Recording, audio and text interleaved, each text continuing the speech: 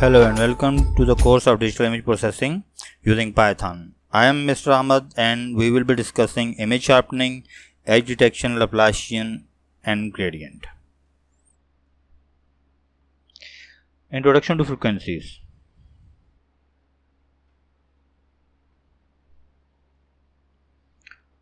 Okay, spatial frequencies. Considering 1D signals are functions, a sinusoidal function is considered to be the pure frequency because it forms the basis for functions. So a slowly varying signal is a low frequency signal, and similarly a high frequency signal, rapidly varying signal, is a high frequency signal. But images are in 2D a function of two variables, so we can generate sinusoidal pattern in 2D in any direction. We can set angle and we can set the frequencies and phase even. So this image is a sinusoidal pattern in 2D with some higher frequency as compared to this image. This image is once again a sinusoidal pattern, white black lines which are smoothly varying from white to black and then black to white. So its intensity profile is in fact sinusoidal in nature, and this is the low frequency or slowly varying pattern.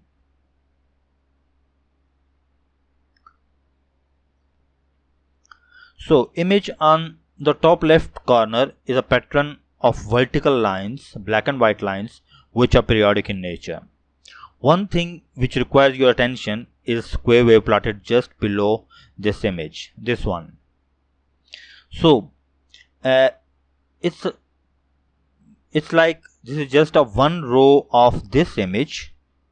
One row of this image is picked and then plotted as a 1D function, which is a square wave, where you can say this peak value represents the white color and the zero value represents the black color. So it's a square wave. It's like within this range, within this space, these are 10 cycles. One complete cycle is from here to here. So next is once again a pattern of black and white lines with some lower frequency or wider time period, like from here to here. So only 5 cycles in the same space. But once again a row of this image is picked and plotted as a square wave. But remember,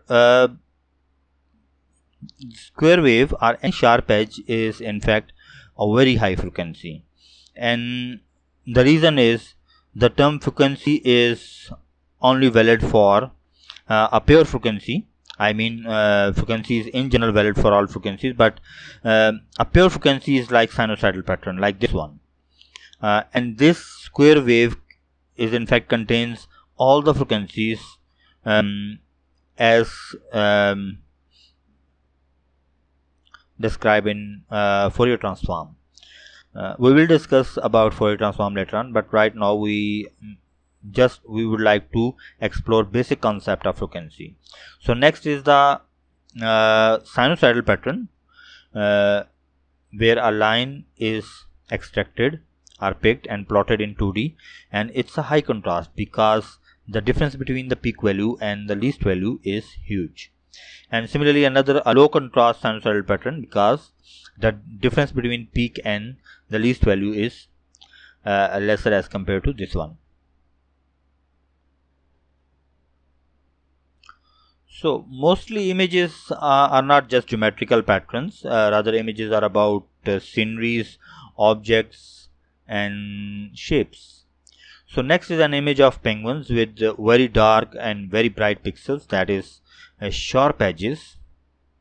After passing it through a low pass filter, we are left with low frequencies in the image, slowly varying intensities, and the higher frequencies are filtered out or blocked.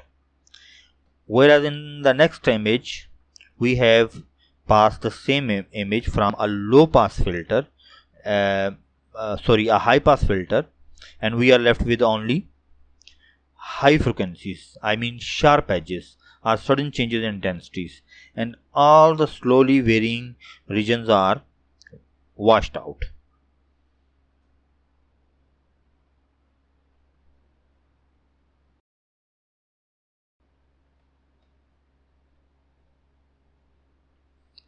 So once again a row of pixels is extracted from some real image, a portion of real image, and plotted as 1D discrete function. Let me zoom this image. So we have picked this line which includes this dot and then plotted it over here, and you can see a linear change in intensities from white to black, and which is same represented as a ramp in the 1D function, and then a dot which is, and then a flat region, little flat region, black region with this straight line, then a dot which is represented as a spike or impulse in 1D function, then once again a flat region, and then some wider impulse with less intensities, less change in intensities. This dot is very bright as compared to this line. Then once again flat and black region, and then sudden change from black to white like this. This is called step. So the same profile, 1D profile, is plotted with rescaled values, smaller values. We have a ramp, then isolated point, then a flat segment, then a line, and then a step, a sharp, a sudden change in intensities, and then these rescaled intensities are displayed in an image as an image strip or 1D array.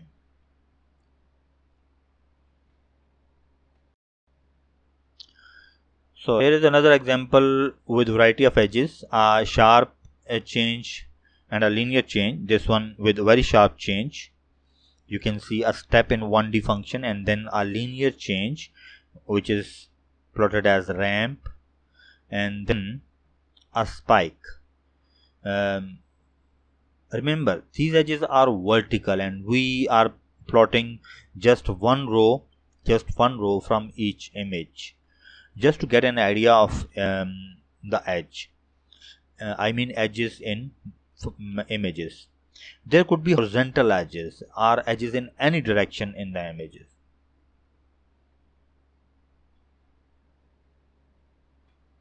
So that was an introduction to edges and sharpening and the basic concept. Now let's discuss derivatives and differencing for sharpening and edge detection.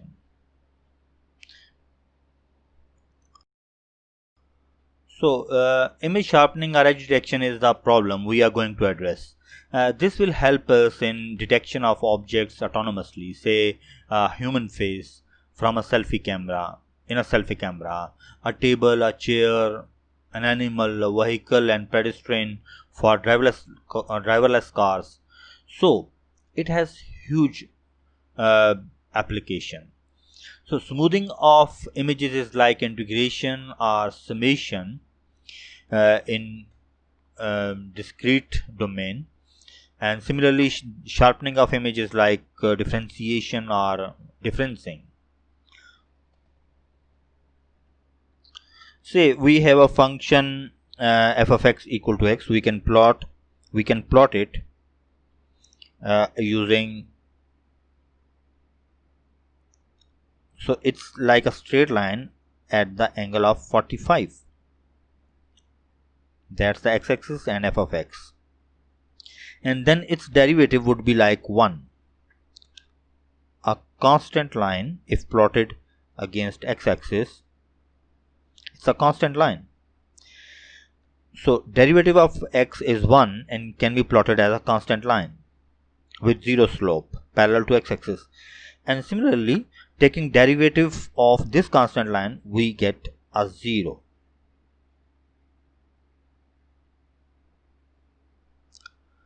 Now we have a discrete version of the same function x. This is the discrete version of the same function. We can plot these values like 0 at 0, and similarly 1, and then 2, and then 3, and then 4, and then 5, and so on. So it's very much similar to this continuous function. It's just a sampled or discrete version of the same function. So if we apply this equation on this array, so this equation is simple difference between two consecutive values, f of x minus f of x minus 1. Say it's f of x, and this is f of x minus 1, this is f of x. 1 minus 0 is 1, then 2 minus 1 is 1, then 3 minus 2 is 1, and so on. We will get 1, 1, 1. And we can plot these values like this.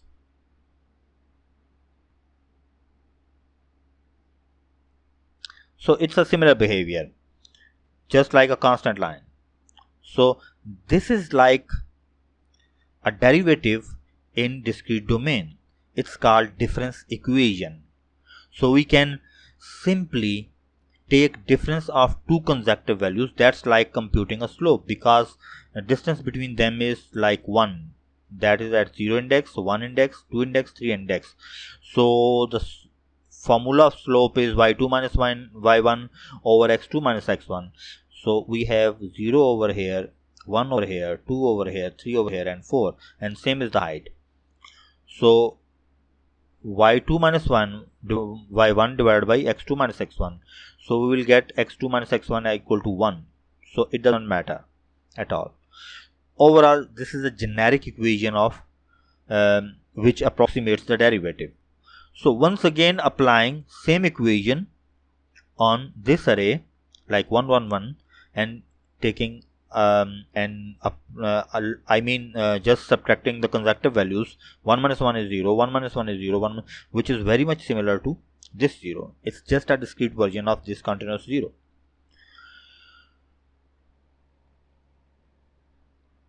So this way we can implement derivative in discrete domain, and we call it difference or differencing equation or differencing in general. Let's apply the same concept on this row extracted from the image we discussed earlier, and a plot is labeled with some behaviors of intensities like ramp, a ramp, then isolated point, then flat segment, then a line, then a step. So same difference equation is applied. So we can compute first consecutive difference like 4 minus 5 is minus 1, 3 minus 4 is minus 1, 2 minus 3 is minus 1, 1 minus 2 is minus 1, 0 minus 1 is minus 1, and so on. It's the first derivative. That's the first derivative. Then second derivative, which is in fact the same equation is applied on this first derivative array. So minus 1 into minus 1 is minus 1. Minus 1 into 0 is, minus 1 minus 0 is minus 1.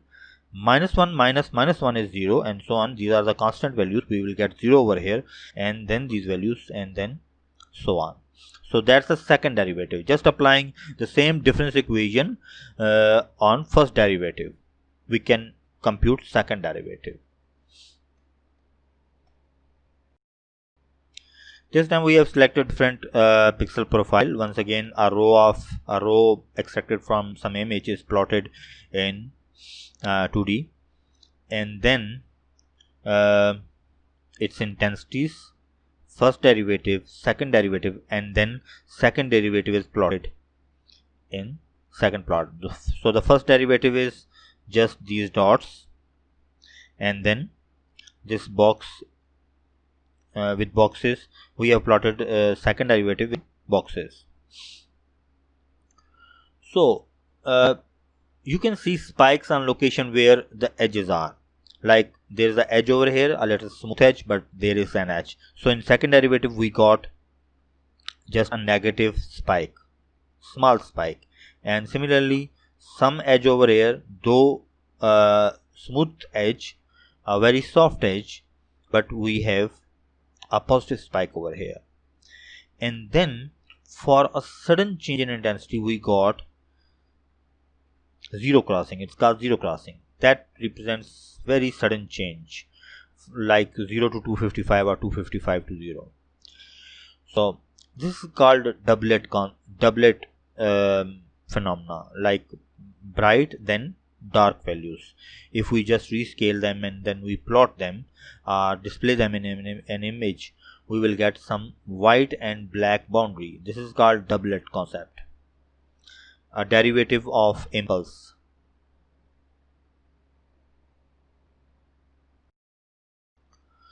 So some more finite difference equations. So there are three possibilities to approximate a derivative. First is the forward difference or right slope. We can subtract current value from the next value, f of x plus 1. And similarly backward difference is like subtracting current value from the previous value. I mean within image, it's like if we are moving from left to right, then it's like subtracting value at greater index from the lower index. And similarly central difference, which is average slope, we subtract next value from the previous value and divide it by 2. That's called central difference. And the second order difference is approximated as like adding next value and the previous value and subtracting twice of the current value. So that this is how we can approximate the second derivative.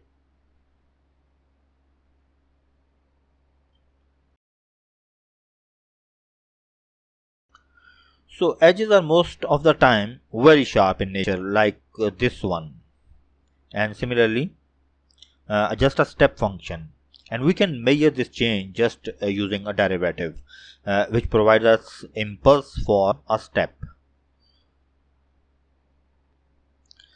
So here is an example of edge detection where we are more interested in object rather than minor details within this object. So here we have an image where edge is smoothly transformed from black to white and then from white color to black color, and our line, our row of this image is plotted as 1D function. So a forward difference equation will produce a positive high values for black to white transition, and similarly a negative values for white to black intensities transformation.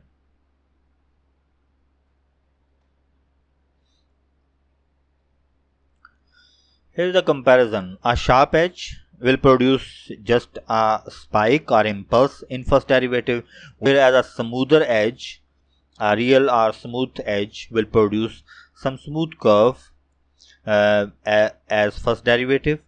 And if we take second derivative, we will get a zero crossing, or it's called doublet phenomena, a doublet curve.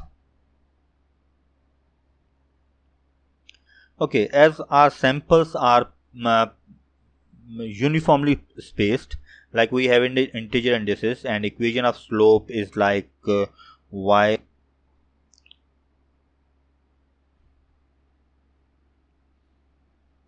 y2 minus y1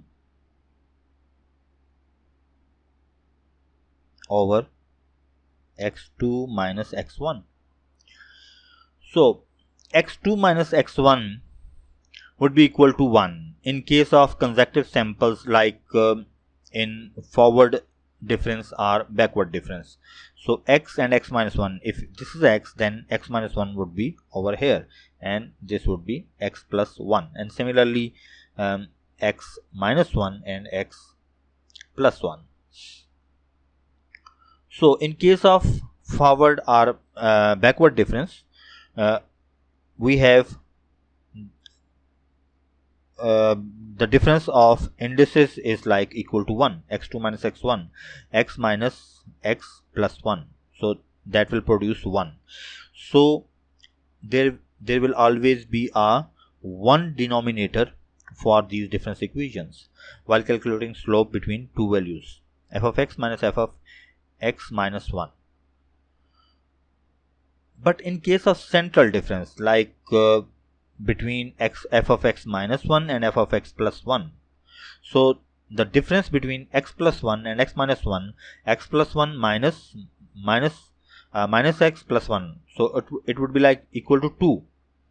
That's why we have divided the difference with 2, just to get a proper slope between two, not two consecutive samples with the index difference equal to 2. So it's all, you can also call it like average slope of these two slopes.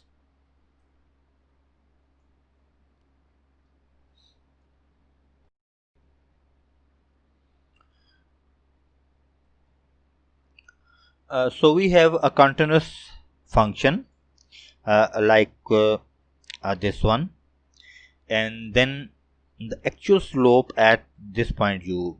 I'm really sorry for these inconsistent notations. On last slide we used x and here we are using u, so there is no difference between x and u.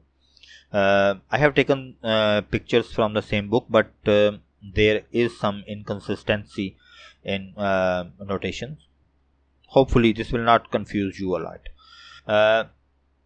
So we have a continuous function and its actual value are analytical value of the slope, like this blue line.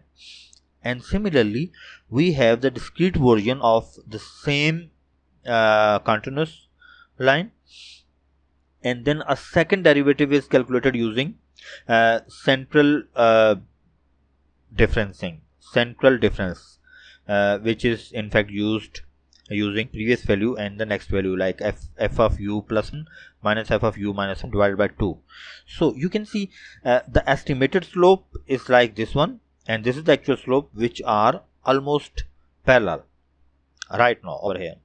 And similarly, if this curve is downward, I mean maxima to minima, then maxima, then once again we can see the estimated slope is approximately parallel to the actual slope. So another important thing is to consider this 1D mask, this one.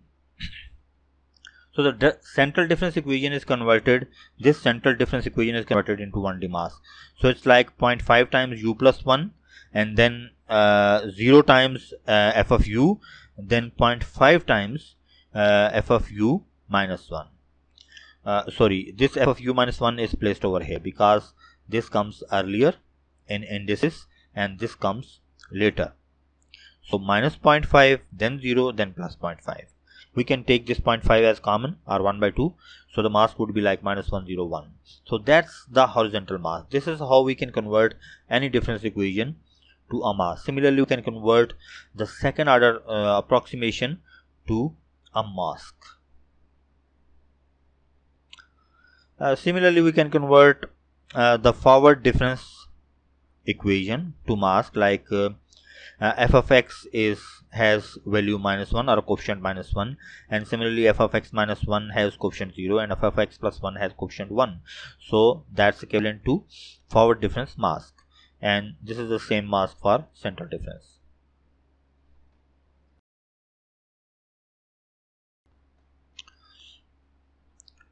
So here a mask, a horizontal mask, central difference mask, is convolved with this robot image, and as the mask is horizontal and applied on the rows of this image, along the rows, so vertical edges are enhanced. You can see some dark pixels on the left side and some bright pixels on the left side and some dark pixels on the right side.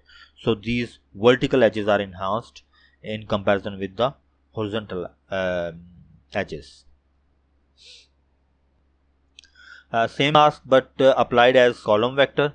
So the horizontal edges are enhanced. You can see all the horizontal edges are enhanced, like some dark profile from white to black, and from black to white we got some bright profiles.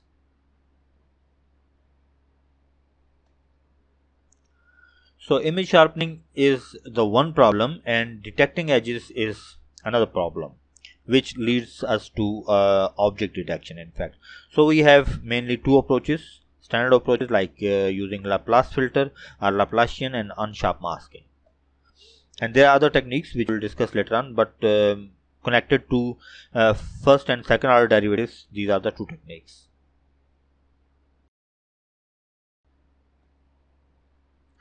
So as we discussed earlier, the second order partial derivative with respect to x is like addition of previous and the next value and then subtracting twice the current value. It's like approximation of partial derivative along x-axis. And Laplacian is in fact second partial derivative of the image along x-axis plus the second partial derivative of the image along y-axis.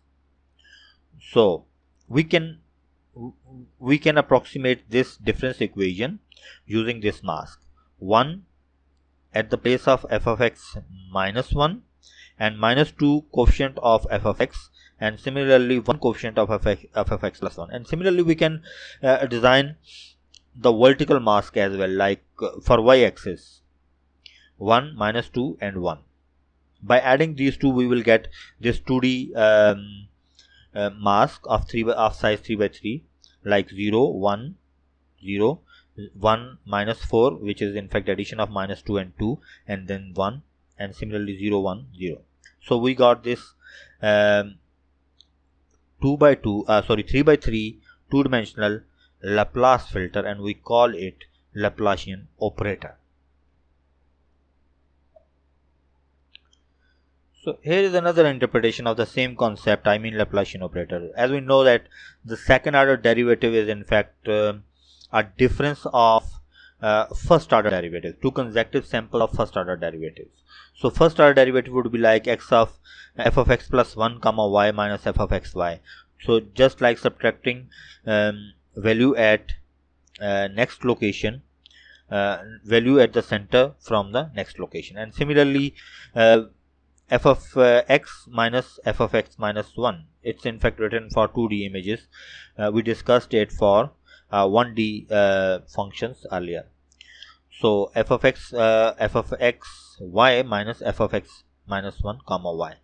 So overall second order derivative would be like a difference of these two first order derivatives. And similarly second order derivative along y-axis would be difference of two first order derivatives along y-axis.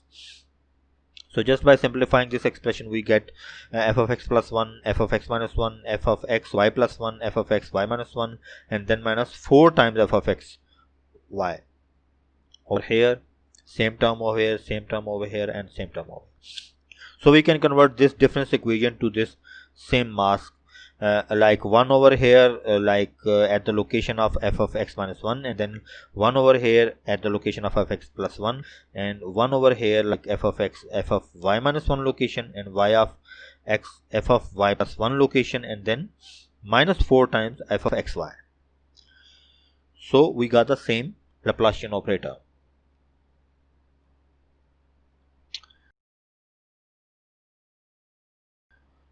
So this is the original image.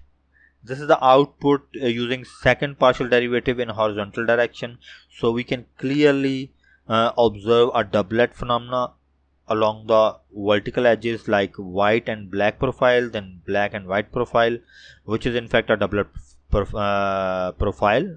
doublet phenomena, and is caused by in fact sudden change in image and in second derivative appears this doublet performer. So it's applied along horizontal direction, and same second order partial derivative along vertical direction, we got same profile but in horizontal edges. So by adding them together we got a Laplace filter, a Laplacian image. So it's very much isotropic. I mean, it has detected edges in all directions.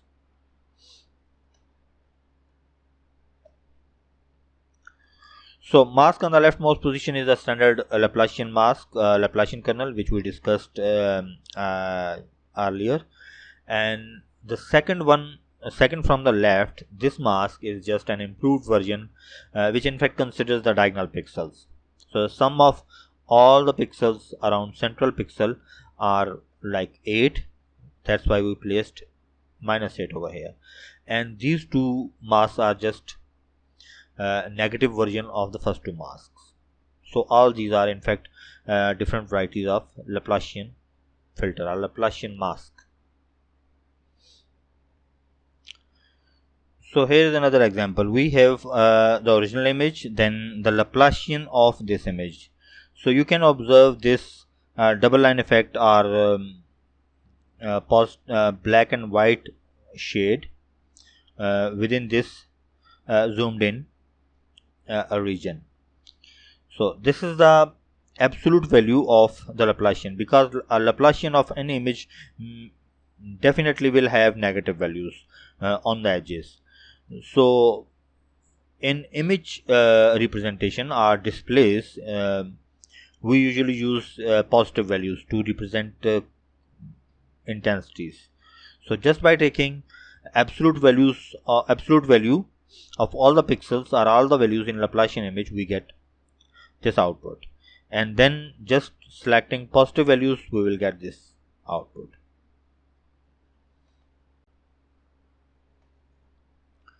So we can test an X-ray image, X-ray of a turbine blade, to detect molding and casting artifacts. Like this is the original image, original X-ray of the turbine blade, turbine blade, and then this is the Laplacian, and then we got this image just by applying threshold. So we got the artifact which may have appeared while molding and casting of this turbine blade. So edge sharpening using Laplace filter or Laplacian image. Remember, there is a difference in Laplacian image and image sharpened using Laplacian. So sharpening is like subtracting or adding Laplacian from the original image. And once again we have selected just a row from this image, and it is plotted as 1D function. This is the first order derivative, this is the second order derivative. So you can see the second derivative, which is in fact a Laplacian, just represents the edges. There is no information from the image. So if we subtract or add this information to this profile, we will get this one, which is very much similar in shape of the original profile, but it has enhanced image, enhanced edges, more prominent edges.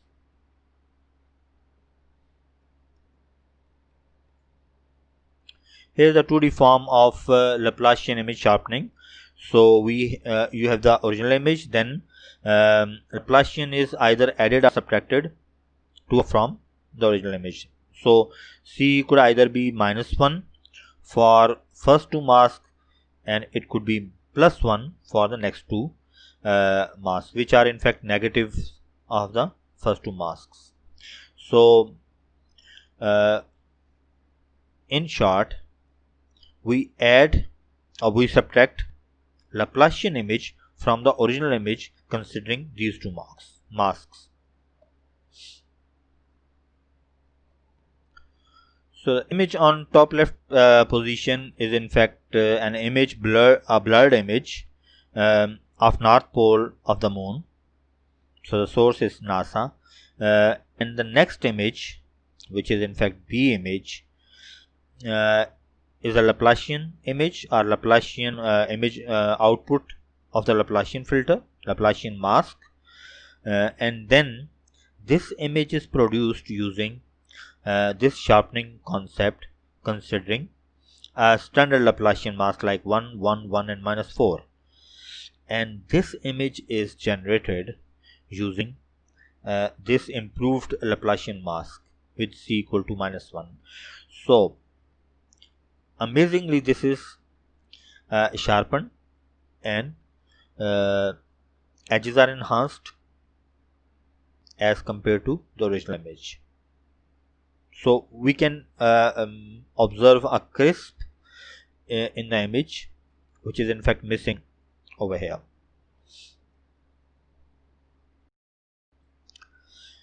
Here is another image like this one. It's the Laplacian of the image, and this is the sharpened image. So next is the unsharp masking or unsharpened masking. So it's a simple technique once again to sharpen the image. Original image is first blurred using low pass filter, which we discussed in our previous lecture, like Gaussian or box filter. So mostly we use Gaussian filter. We pass the original image through Gaussian filter and we get a blurred image or smooth version of the image. Then we scale it with some value and then subtract it from the original image. We get the sharpened image or unsharpened mask. So that's like original signal, then blurred signal, which is smooth, then unsharpened mask, and then sharpened signal.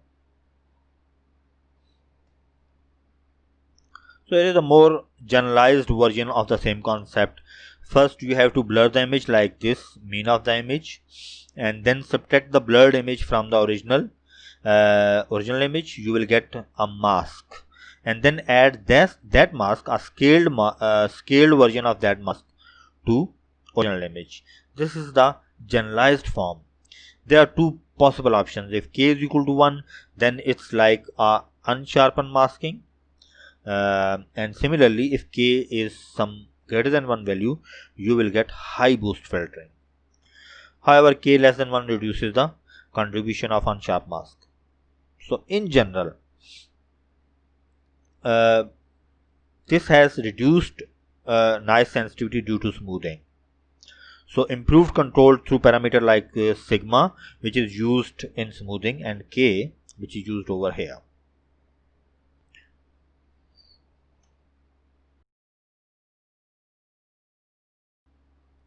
So another example, this is the original image with some English alphabets, and then image is blurred using 31 by 31 Gaussian low pass filter with sigma equal to 5, and then this is the mask, which is in fact produced using subtracting this averaged image from this image, which is definitely sharper than this one, and then result of unsharpened masking like k equal to 1, and then result of high boost filtering with k is equal to 4.5. So you can feel the difference. This is the output of unsharpened masking, this is the output of high boost filtering. So we can enhance the edges from here to here or here to here. This is called unsharpened masking, this is called high boost filtering.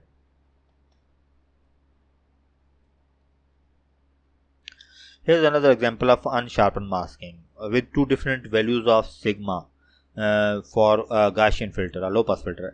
As we know that high pass or derivative is very sensitive to noise. It in fact enhances or amplifies the noise. So if image has a noise, then definitely when you will take its Laplacian, you will get the noise enhanced as well.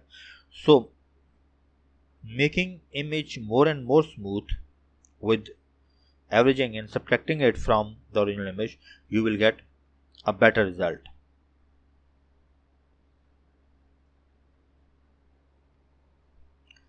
Okay, let's stop this video over here. It is little bit prolonged.